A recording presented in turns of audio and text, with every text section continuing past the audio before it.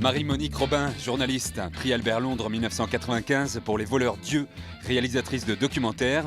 Une trilogie qui fait date, Le Monde selon Monsanto, Notre poison quotidien et Les Moissons du futur, diffusés sur Arte. Il y a donc un autre monde où on sait éviter les poisons chimiques dans les pratiques de l'agroécologie. Est-ce bien vrai? Est-ce un rêve? Marie-Monique Robin, bonsoir. Bonsoir. Merci d'être avec nous. Vous avez passé le week-end à Toulouse, peut-être avec notre chroniqueur bio Christian Moretto. Bonsoir. Bonsoir. Et le collectif Anti-OGM, représenté ici comme d'habitude par Jacques Dandelot. Bonsoir Jacques. Bonsoir. Ça s'est bien passé, vous avez rencontré des tas de gens, vous avez diffusé les moissons du futur. Oui, 3 projections hier, voilà, à Toulouse, à Saint-Verdun aussi d'ailleurs. Ouais. Et puis non, beaucoup de monde. Et je fais une petite tournée en France là et beaucoup de monde. Les gens sont préoccupés, ont peur, Oui. sont angoissés Non, ou ils sont dans la lutte? aussi parce que c'est un film qui montre qu'on peut faire autrement, que ça marche. Oui. Et je pense que dans le marasme actuel, ça fait du bien d'avoir des bonnes nouvelles. C'est de l'optimisme en boîte alors. Oui, mais c'est vrai que cette enquête dépasse tout ce que je pouvais espérer en fait, pour dire Oui. la vérité. C'est-à-dire que l'agroécologie, ça marche véritablement et Oui. c'est un énorme gâchis de voir qu'il y a 900 millions de personnes qui ne mangent pas à leur faim, que la terre est polluée, que les paysans sont malades alors qu'on pourrait faire autrement. Voilà. Alors certains font autrement, vous les avez rencontrés à travers la planète. Voici la bande-annonce des moissons du futur. Je suis formel, nourrir 9 milliards de personnes en 2050, même un peu plus, et qui est prévu avec une agriculture sans pesticides, c'est absolument possible. Il faut changer de cap. Les recettes anciennes ne valent plus aujourd'hui. The disadvantage of monoculture, of course, is that if you try to grow corn, you have to use so many herbicides and so many insecticides that it's bad for the environment. Agroecology is the antithesis of industrial agriculture.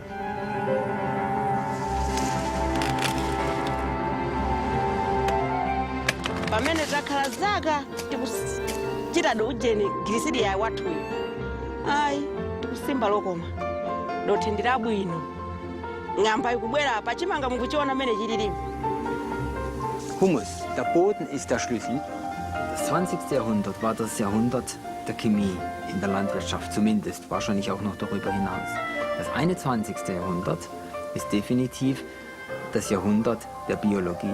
It is not a Stone Age technology, it is a highly scientific based technology. We are calling this technology push-pull.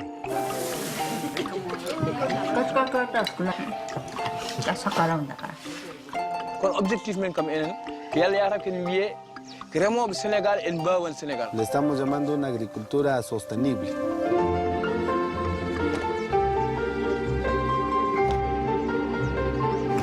The farmer is looked as the lowest element in the society. No, it's actually comes the first. No food, nobody. You can have your money.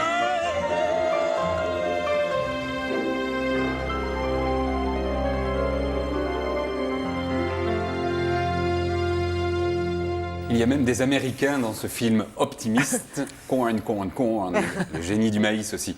Un film disponible en DVD chez Arte Éditions et il y a aussi le livre, Comment l'agroécologie peut nourrir le monde, également chez Arte Éditions. Christian, vous avez contribué à inviter Marie-Monique Robin ici, ce soir sur TLT. Et merci de nous accueillir à ce niveau-là, parce que c'est important.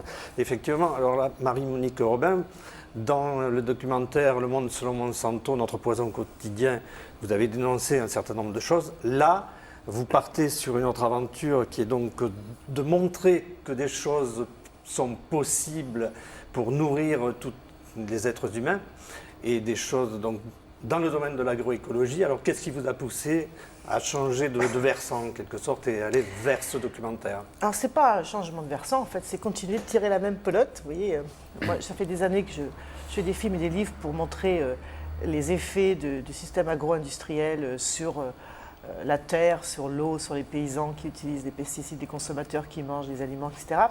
Et c'est vrai qu'à un moment, la question est légitime de se demander est-ce qu'il y a une alternative qui marche quoi, à ce modèle. Et c'était une question qu'on me posait souvent d'ailleurs dans les débats auxquels j'ai participé. D'autant plus que très souvent on entend l'affirmation selon laquelle on ne pourra pas nourrir le monde sans pesticides. D'ailleurs le film et le livre commencent par une rencontre entre guillemets sur un plateau de télévision de France 2. Hein. Il faut être réaliste, c'est ça le Non, le c'est mot. plus que ça. Hein. Il y a le ministre de l'Agriculture de Sarkozy, donc à l'époque, Monsieur le maire, et puis le patron de l'industrie agroalimentaire qui disent on ne pourra pas nourrir le monde sans pesticides. Si on interdit les pesticides, la production va s'effondrer de 50% et les prix augmenteront de 40%. Donc c'est très précis. Et même à tel point, d'ailleurs, quand j'étais sortie, je me disais mais comment il peut affirmer ça? C'est quoi? Il y a une étude, quelque chose pourquoi ces chiffres, vous voyez? Donc moi j'aime bien ouvrir les boîtes noires, vous savez, les trucs on affirme la main sur le cœur, etc. Donc je me suis dit aussi à l'époque, en sortant de ce plateau de télévision, c'est curieux ce qu'il dit parce que, d'accord, peut-être qu'on ne peut pas nourrir le monde sans pesticides, mais pour l'instant on ne le nourrit pas non plus avec les pesticides, parce qu'il y a quand même 900 millions de personnes qui ne mangent pas à leur faim. Si on nourrit l'Occident, grassement. Oui, mais voilà, alors, après on peut parler des effets. Il est pollué aussi. Voilà, l'obésité, les maladies, enfin bon, bref. Donc voilà, et surtout que peu de temps après, j'étais à Genève où j'ai filmé Olivier de Schutter, qui est le successeur de Jean Ziegler au poste de rapporteur des Nations Unies pour le droit à l'alimentation, qui a présenté un rapport sur l'agroécologie et qui a dit tout le contraire. C'est-à-dire qu'il a dit, si on veut nourrir les 9 milliards d'habitants que comptera la planète en 2050, il faut changer de cap, le terme, on l'a entendu d'ailleurs à l'instant, il faut pratiquer l'agroécologie. Donc ça valait vraiment le coup de vérifier tout ça. Donc j'ai repris mon bâton de pèlerine, comme je dis, et je suis repartie.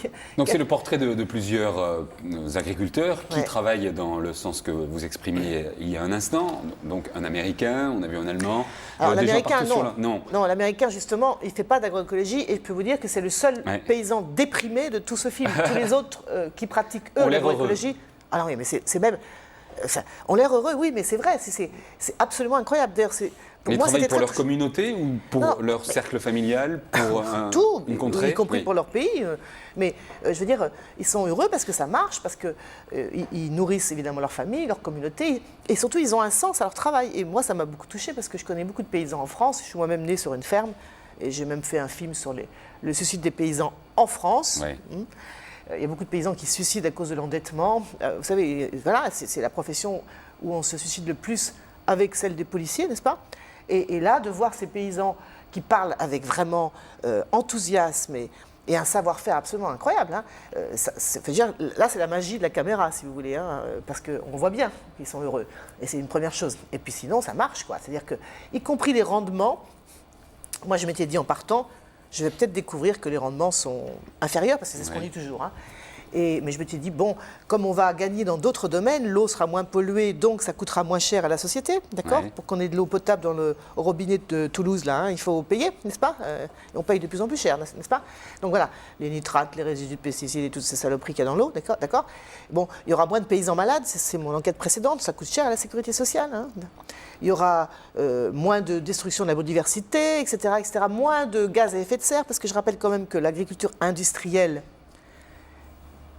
produit 14% des gaz à effet de serre actuellement, ce qui est incroyable, parce qu'elle utilise des pesticides et des engrais qui sont faits à partir de gaz et de pétrole, des énergies fossiles, dont on sait qu'elles sont appelées pas à disparaître, mais en tout cas le prix va augmenter, ça c'est sûr. Donc tout ça, voilà. Mais même les rendements, c'est faux. Mais comment résister au lobby industriel?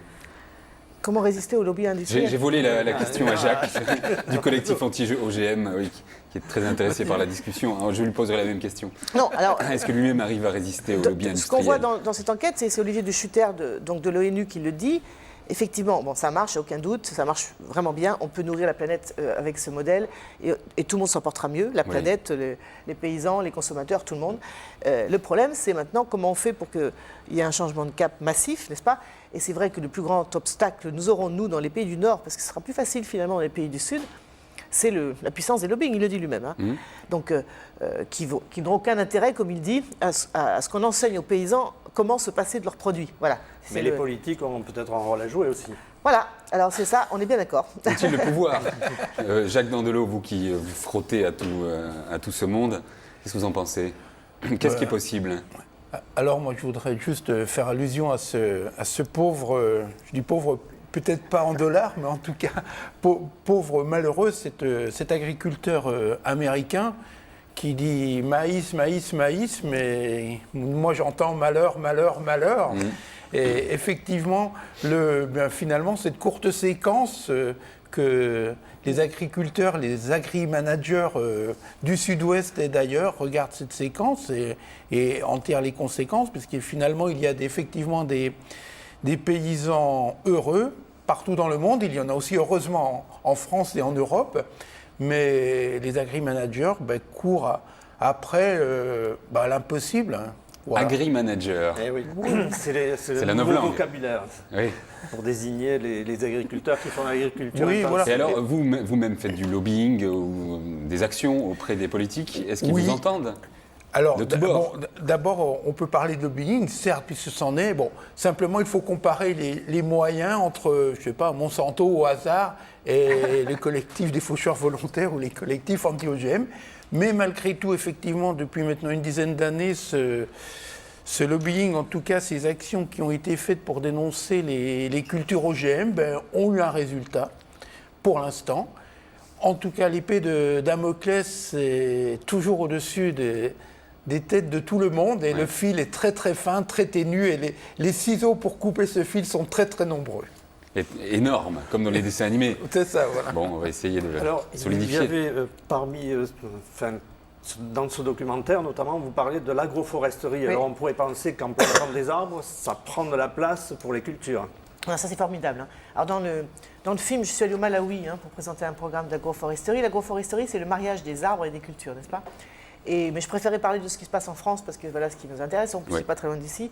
Je fais un chapitre entier dans mon livre parce que c'est vraiment passionnant. C'est un chercheur, un agronome de l'INRA qui est sur une ferme de 130 hectares qui a été mise à disposition par le Conseil général de l'Hérault, sur lequel il développe un programme d'agroforesterie unique en Europe depuis 25 ans. Alors ça consiste en quoi ? Ça consiste à planter et à cultiver du blé à l'ombre des noyers. Donc on met une centaine de noyers par hectare. Et c'est même prévu pour passer les moissonneuses-batteuses. Donc c'est pour vous dire que c'est vraiment adapté à ce qu'on appelle les grandes cultures dans notre pays. Et c'est formidable parce que les rendements de blé ne sont pas affectés. C'est même le contraire, c'est-à-dire que la teneur en protéines du blé est supérieure. Il y a vraiment une complémentarité entre l'arbre et la culture. L'arbre, par exemple, étant en compétition avec le blé, va développer un système racinaire plus profond et donc on gère mieux l'eau, on gère mieux les chocs, les sécheresses, etc. L'arbre est aussi un refuge pour les prédateurs des ravageurs. Ses feuilles nourrissent le sol, etc., etc. Donc c'est absolument formidable. Et le paysan, il a le blé, il a les arbres. Les noyers, ça a une vraie valeur. Hein. Et les noix, éventuellement, si c'est des noyers pour faire des noix. Donc c'est formidable. Alors on attend, vous parlez de volonté politique, mais on attend des hommes courageux. Nous attendons des hommes courageux. On a un ministre de l'Agriculture qui s'appelle Stéphane Le Foll, excusez-moi. J'espère qu'il va être plus efficace qu'il va aller que celui qu'on voit au début du film, qui s'appelle Monsieur le Maire, qui est son prédécesseur, parce que pour l'instant, moi, je n'ai pas vu de signal de ce côté-là pour dire allons-y, soutenons les paysans qui veulent se convertir à l'agroforesterie, aidons-les à acheter des arbres, parce que ça, c'est un vrai problème, c'est acheter des arbres. Et aujourd'hui, Christian Duprat, qui est ce chercheur dont je parlais, dit que malheureusement, il n'y a que 500 paysans aujourd'hui qui se convertissent à l'agroforesterie. Le problème, c'est le verbe, se convertir peut-être. Non, ils ont besoin. La conversion, c'est la vraie question. Hein. C'est que la conversion, il faut la soutenir. Oui. On ne change pas de système comme ça. On ne passe pas d'un système où on a appris à déverser des bidons, et c'est vraiment pas compliqué. Même pour les consommateurs, c'est la même chose. Oui, mais l'agroécologie, c'est savant, quoi. C'est-à-dire, ça ne s'improvise pas, il faut aider la conversion. Et moi, j'espère qu'il y aura des mesures qui vont être prises pour ça. D'autant plus que ce système, en plus, les arbres en agroforesterie captent 2 fois plus de carbone que les arbres en forêt. Donc vous voyez, y compris pour le réchauffement, c'est une bonne chose. Donc voilà. Des idées pour un nouveau monde dans les moissons du futur, le livre et le film chez Arte Éditions. Merci Marie-Monique Robin, vous revenez quand vous voulez. Une dernière chose, mais très rapidement. Oui, très rapidement, je vous conseille de lire l'ouvrage de Henri Augier, Construire un monde équitable pour demain, paru au Centre de la Terre. Merci Christian, merci Jacques, et à bientôt sur TLT. Merci.